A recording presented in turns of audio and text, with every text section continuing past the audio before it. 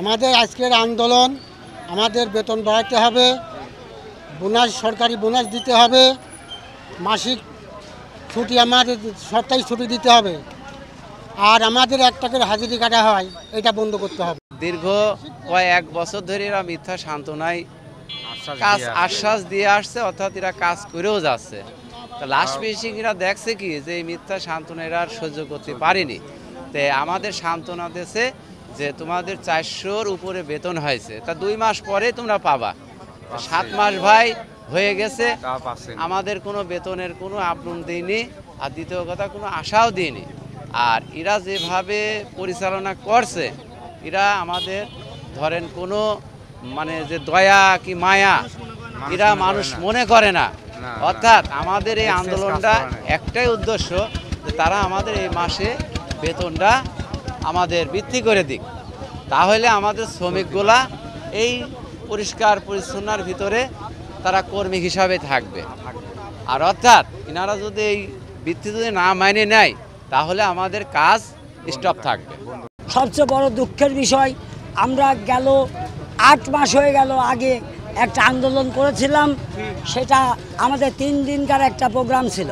3 দিন আমরা সমস্ত জায়গায় শ্রম মন্ত্রণালয়ের ওই যে অফিস আছে, ওই অফিস, ডিসি কোর্ট এবং আমরা এসপি সাহেব পর্যন্ত তাদের কাছে আমাদের স্মারকলিপি দিছি।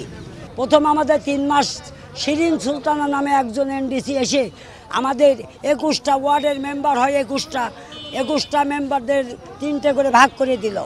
আমাদেরকে 3 মাস শিরিন সুলতানা কাজ থেকে বিরত রাখিছিল, বাতিল করে দিয়েছিল প্রথম। পরের বার নিয়ে 8,000 টাকা দেয় বেতন, যা একটা বাস্তব জীবনে চলার মতো আমাদের কোনো পরিস্থিতি নাই। আমরা চাচ্ছি আমাদের ন্যায্য পাওনা, আর ন্যায্য পাওনা আমাদের 16,000 টাকা বেতন অবকাঠামো করতে হবে এবং আমাদেরকে মাস্টার রুলের আওতায় নিতে হবে এবং আমাদের সপ্তাহে একটা ছুটি দিতে হবে, আর আমাদের বোনাস দিতে হবে, যেটা হাওলাত হিসাবে দেওয়া হয়। না দিলে আমরা কাজ অবরুদ্ধ করে দেব। আমরা এই কর্মবিরতি থেকে আমরা 1 পাও পিছু টান মারবো না। 90 সাল থেকে করছে, কে 95 সাল থেকে কাটছে, কোনো স্থায়ীভাবে তাদের বেতন মূল্যত হয় না। একটা মানুষ ডিপার্টমেন্টে চাকরি করলে কিছু একটা সীমিত বেতন থাকলে পরিবার নিয়ে চলতে পারে, সেই সুযোগ সুবিধাটা আমাদের না। একটা মানুষ যদি আশা করে বছরকার দিন 10 টাকা পাবো, পরিবার নিয়ে খাবো একটা বছরকার দিনে, সেটাও সুযোগ সুবিধা নেই। একটা চায়ের দোকানে মানুষ কাজ করলে, একটা জামার দোকানেও কাজ করলে মানুষ 500 টাকা বোনাস পায়।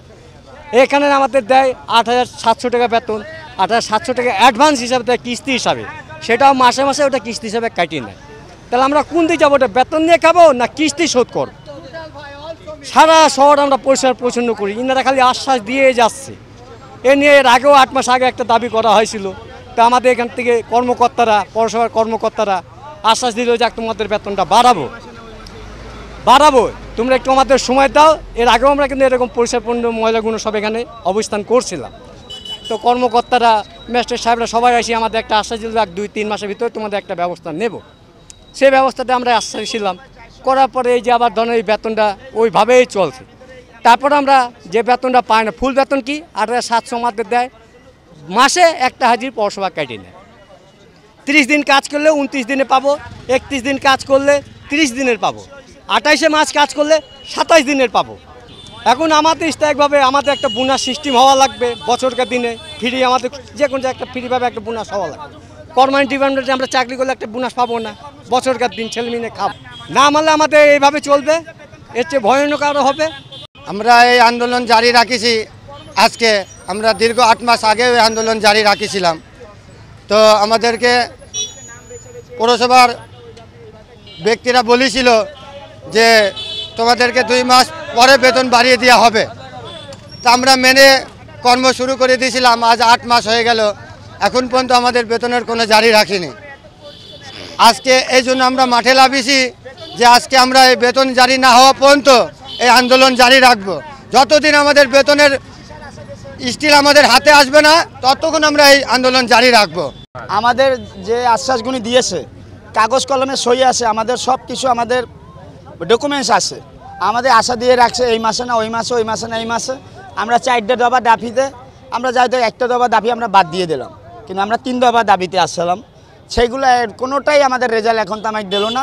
তো এই জুন জুলাই তো এই জুন জুলাইয়ের ভিতরে যদি আমাদের যদি এরকম করে, তাহলে তো আর আমাদের তো আর কোনো কিছু করারই হচ্ছে না।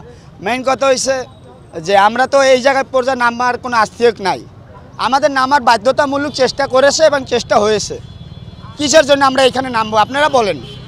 আমরা শহর পরিষ্কার পরিচ্ছন্ন করি, আমরা সবচেয়ে নোংরা কাজ করি।